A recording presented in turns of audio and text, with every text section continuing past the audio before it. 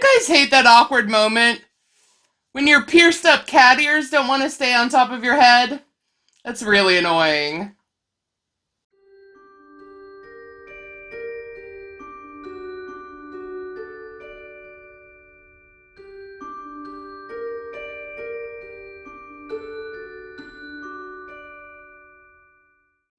Friends, hello. Welcome back to Amethyst Craftworks.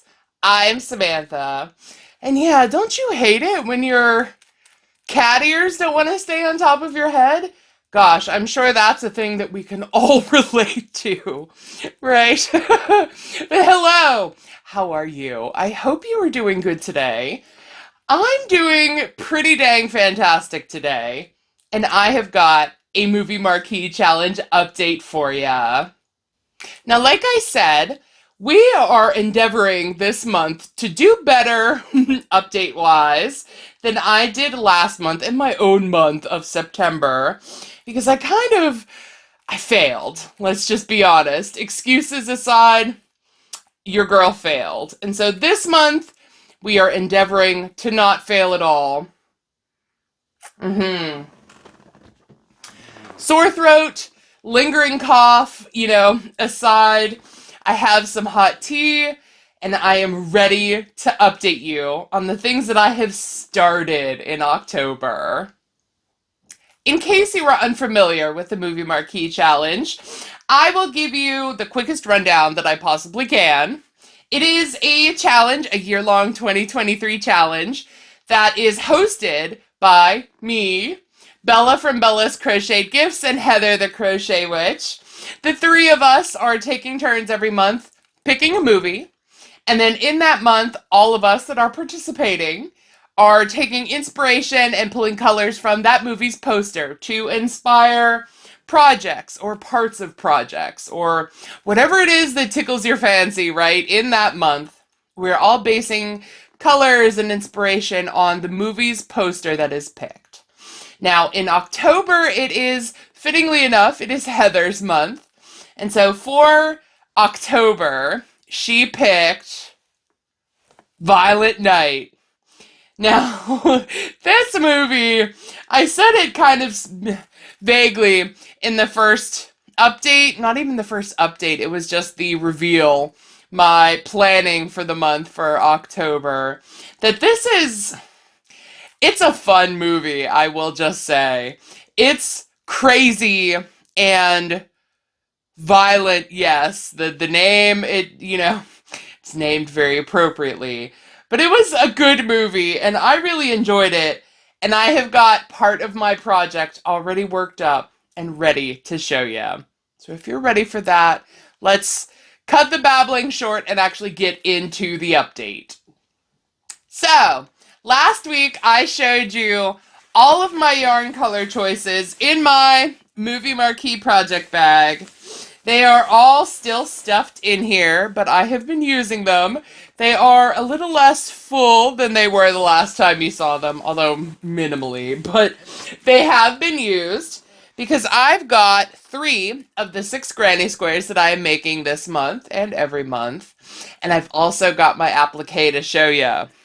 So, for the squares, which I will put the movie poster back up over there so you can see, you can reference what I'm talking about, you can compare my color choices to the movie. But the first one that I've got kind of looks like Target, kind of looks like a bullseye, right, Target, but it is colored to reference the cigar, the candy cane cigar that Santa, David Harbour, has in the movie poster. That was the first thing that I thought of to make as my applique. And since I made a square colored like, a peppermint candy cane, perhaps you will know that I decided not to go that route for my applique, right? But I had to reference that in some way because that was so good. It's part of like really like my favorite visual part of the movie's poster is that candy cane cigar. It's just so good. It's so bad. you know, right? He looks so cool, right? Ears don't want to stand up. In case you're curious, I got these from Spirit Halloween. Um, they were like $8, $7 or something like that. I thought they'd be fun to wear in a video, but they are a little on the cheap side, and the headband isn't that great, and so they just want to slide down my head. So quick pause to fix the hair, and then we continue, right? So the other color, the colors really that I picked that I was super proud of thinking of, were some heathered blues that I had. You can really see them both there on the edge of this one. The darker one is a Big Twist heather in denim, and the lighter one is a Line Brand jeans yarn in the color Faded, I think is what it is. And it really reminded me of like the dark blue sky with the snowflakes falling down, right? So I have this square, which is mostly blue and a little bit of white. And in this one, I added the gray and the red in. And I have to say, what is the best way? There we go. These look awesome. Like, they really look more wintry to me. Now, this could just be, you know, my own opinion because I made them, right, is why I think this. But I think they look more wintry than they do red, white, and blue for, like, 4th of July, for, like, Americana patriotic color scheme, right? So I'm trying to not go that route with these colors. And I think for my first half of the squares, I think they go in that route. We'll see if I can avoid the patriotic Americana color combos in the other 3 that I still have to make. But yeah, those are my first squares for the month of October. But wait, let me show you my applique. So I did say my first thought for appliques for Violet Night was the cigar candy cane in David Harbour's mouth. But since I didn't do that, and I did show you gray as a prominent color in my applique idea, perhaps this won't be any surprise to you guys if you've seen the movie. If you haven't seen the movie, spoilers, you know, incoming here. I feel like my Movie Marquee updates kind of always include spoilers, so if you were just joining me, spoiler alert for Violet Night. But I freehanded this completely because I couldn't find a pattern that I could adapt to fit it. And I have to say, I'm pretty darn pleased with myself for it because, are you ready for it? I made, can you guess? It's not an axe. It is a hammer. Now, if you've seen the movie, then you know Skull Crusher, which is what this is. But if you haven't seen the movie, what's the best way to describe it? Santa's got a hammer. The short answer is Santa's got himself a hammer, and he wields it with gusto, I will say. And so he has Skull Crusher, the hammer, and if you can't tell from the blood drips along the top, it is his weapon of choice. And let's put it on this square, right? Because it's going to go one way or the other. This way or this way. Not that way. Up, facing up, like that, right? Now the handle is a little curly because it's quite thin, and the edges are curly on my hammerhead up here. But I think you get what I was going for here.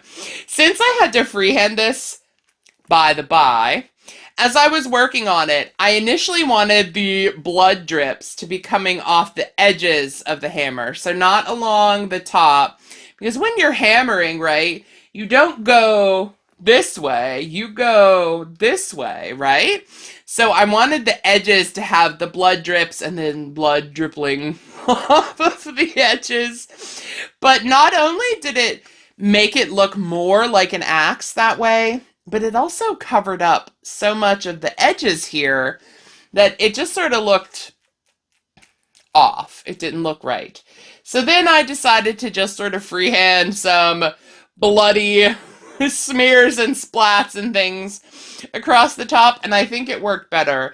So it may not be canon to hammer this way if you're swinging it like a weapon, but in my applique version, that's the way Skull Crusher is wielded, right? I'm so amused by it. I kind of love it. I don't know if it's going to go in this square, although it does, it does stand out pretty good on the blues. But I kind of wanted it to go on the peppermint square. And I did use the darker version of red. So this red is Varsity Red from Big Twist, and I made the blood splats out of bright red, deep red, whatever the next shade darker of red is. So it's not the same color. I didn't want to run into the same issue I had with September Square with the vampire lips on my square that had the same color and it kind of blended, you get me? But I kind of love it because it also looks like a target, right? Like a aiming target, right? So I might go with this. I might go with the more blues. We'll see. And maybe the other 3 squares that I make in October, the last 3, maybe there will be one that will accentuate my applique even better than the ones that I've got, right? Who knows? Certainly not me. I have not thought that far ahead. Right? But that's my update for the Movie Marquee. Short, sweet, to the point, and on time. And that is what matters. And so I will just cut this one short and say thank you for joining me. Let me take another sip of my throat defense tea because allergies now are kicking my butt and it's just like never ending coughing and stuffy and all that stuff. So tea is necessary here. But yes, thank you so much for joining me here today. Thank you for leaving me a like and a comment and a subscribe and you know all the good stuff. And until I've got another update on the Movie Marquee, I will just catch you later. Take care. Goodbye.